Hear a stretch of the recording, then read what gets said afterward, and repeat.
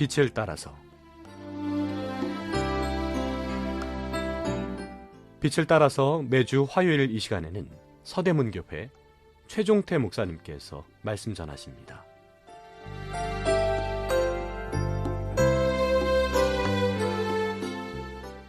애청자 여러분, 안녕하십니까? 한 주 동안 평안하셨습니까? 지난 시간에요, 양과 목자라는 주제로 계속 상고해 보겠습니다.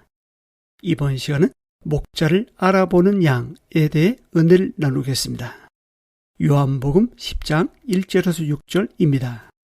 내가 진실로 진실로 너에게 이르노니 물을 통하여 양의 우리에 들어가지 아니하고 다른 데로 넘어가는 자는 절도며 강도요 문으로 들어가는 이는 양의 목자라.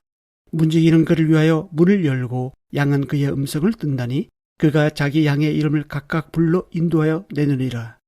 자기 양을 다 내어놓은 후에 앞서가면 양들이 그의 음성을 아는 거로 따라오되 타인의 음성은 알지 못하는 거로 타인을 따르지 아니하고 도리어 도망하느니라. 예수께서 이 비유로 그들에게 말씀하셨으나 그들은 그가 하신 말씀이 무엇인지 알지 못하니라. 오늘 본문 말씀을 통해 우리는 목자의 보호 아래 있는 양들의 세 가지 독특한 특징을 발견할 수 있습니다. 목자의 음성을 듣는 양, 목자를 아는 양, 그리고 목자를 따르는 양의 모습입니다. 지난 시간에는 첫 번째 목자의 음성을 듣는 양에 대해 말씀드렸습니다. 오늘은 두 번째 특징에 대해 말씀드리겠습니다. 양의 두 번째 특징은 목자를 알아본다는 것입니다. 양이 자기 목자를 알아보는 데는 그만한 이유가 있습니다. 그것은 양이 태어나면서부터 줄곧 자기 목자의 음성만을 들어왔기 때문입니다.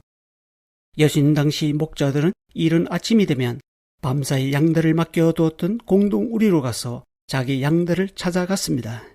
문지기는 이 목자가 어제 와서 자기 양을 맡긴 사람인지 아닌지를 확인만 하면 됐습니다. 그런데 이 일은 어렵지 않았습니다. 목자가 자기 양들의 이름을 부르면 양들은 자기 목자의 음성을 알아듣고 전부 자기 목자 앞으로 가기 때문입니다.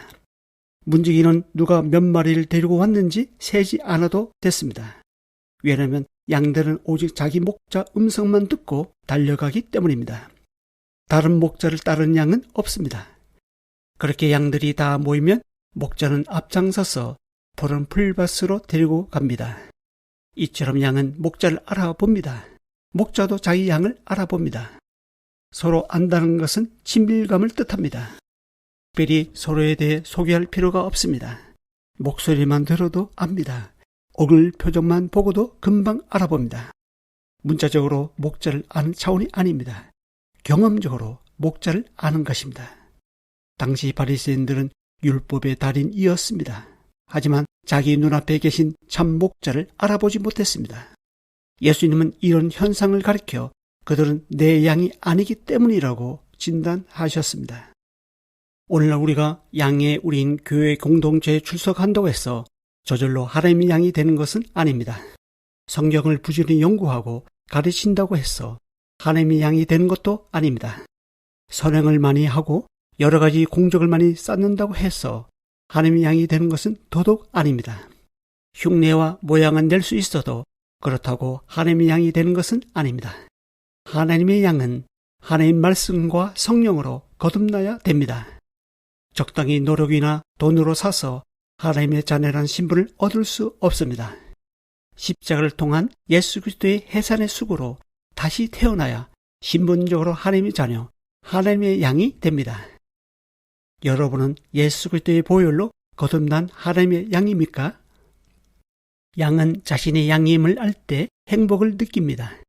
양이 양임을 알 때 목자가 귀해지는 법입니다.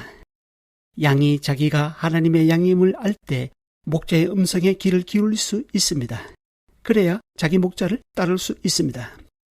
주님은 크고 어려운 것을 요구하지 않으십니다. 다만 여러분이 거듭났다면 주님의 양이라는 사실을 잊지 말라고 하십니다. 양은 스스로 주인을 위해 큰 일을 하지 않습니다. 양은 주인이 어려운 일을 당할 때 와서 주인을 지켜주는 존재가 아닙니다. 그것은 목자의 몫입니다. 양은 그저 목자의 곁에 있기만 하면 됩니다. 양은 목자의 도움 없이는 살아갈 수 없는 존재임을 아는 것이 중요합니다.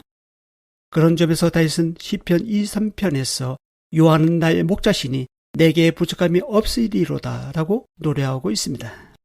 목동이었던 다윗은 자기가 기르던 양과 같이 자신 또한 목자이신 하나님 앞에서 하나님의 도움이 절대적으로 필요한 하나님의 양이라는 사실을 알았습니다. 다윗은 이것을 시편 131편에서 다른 말로 아이와 같다고 표현했습니다. 시편 131편 1절에서 3절입니다. 여호와여, 내 마음이 교만하지 아니하고 내 눈이 오만하지 아니하오며 내가 큰 일과 감당하지 못할 놀라운 일을 하려고 힘쓰지 아니하나이다. 실로 내가 내 영혼으로 고요하고 평온하게 하기를 젖된 아이가 그의 어머니 품에 있음 같게 하였나니 내 영혼이 젖된 아이와 같도다. 이스라엘아, 지금부터 영원까지 여호와를 바랄지어다. 아멘. 아이는 엄마의 품에서 큰 일과 감당하지 못할 놀라운 일을 하려고 애쓰지 않습니다. 아이에게 어머니의 보살핌이 절대적으로 필요한 것처럼 다윗은 자신이 하나님 앞에 그런 존재임을 인식했습니다. 젖된 아이에게는 엄마를 바라보는 것이 그가 할 수 있는 전부입니다. 아이는 어머니 품에 있을 때 부족함 없이 만족과 행복을 느낍니다.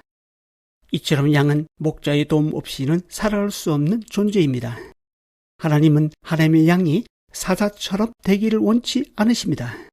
하나님은 하나님의 양이 독수리처럼 되는 것도 원치 않으십니다. 하나님은 하나님의 양이 하나님 말씀의 꼴로 만족하는 양이길 원하십니다. 우리가 잊지 말아야 할 것은 우리가 주님의 양이라는 사실입니다. 이것은 곧 나는 주님이 필요합니다. 나는 주님 없으면 안 됩니다. 라고 고백하는 것과 같습니다. 그런 양이 목자의 필요를 알고 목자를 알아보게 되는 것입니다. 때로는 목자신 예수님은 자신을 알리시기 위해 우리를 사망의 음침한 골짜기로 데리고 가십니다. 원수의 소굴로 데리고 가기도 합니다. 지금 사망의 음침한 골짜기 한가운데 있다면 바로 그때가 목자를 아는 기회입니다. 지금 각종 원수들의 에워싸임을 당하고 있다면 바로 그때가 목자를 알아볼 수 있는 기회입니다. 양들은 목자의 음성을 듣고 목자의 모습을 보면서 안전함과 평안함을 얻습니다. 우리가 목자의 음성을 줄곧 듣다 보면 경험적으로 하나님을 알게 됩니다. 이 방송을 듣고 계신 애청자 여러분, 여러분은 목자를 얼마나 알아보십니까? 목자를 알아본다는 것은 그만큼 목자와 관계가 친밀하다는 것을 말해줍니다. 양은 먼저 목자의 도움 없이는 절대적으로 살아갈 수 없는 존재임을 알아야 합니다. 양이 자기가 하나님의 양임을 알 때 선한 목자이신 예수 그리스도가 함께 한다는 것에 행복을 느낍니다. 먼저 거듭나야 합니다. 거듭났다면 목자의 음성을 많이 들어야 합니다. 아무쪼록 예수 그리스도가 나의 선한 목자이심을 알고 생명을 얻고 더 풍성히 얻는 은혜가 모두에게 있기를 기도합니다. 다음 시간에 이어서 말씀드리겠습니다. 감사합니다. 빛을 따라서 지금까지 서대문교회 최종태 목사님께서 말씀 전하셨습니다. 오늘 말씀 들으시고 신앙생활에 도움받기 원하시는 분들 지역번호 02-3141-5853 3141국에 5853번 서대문교회로 전화하시기 바랍니다.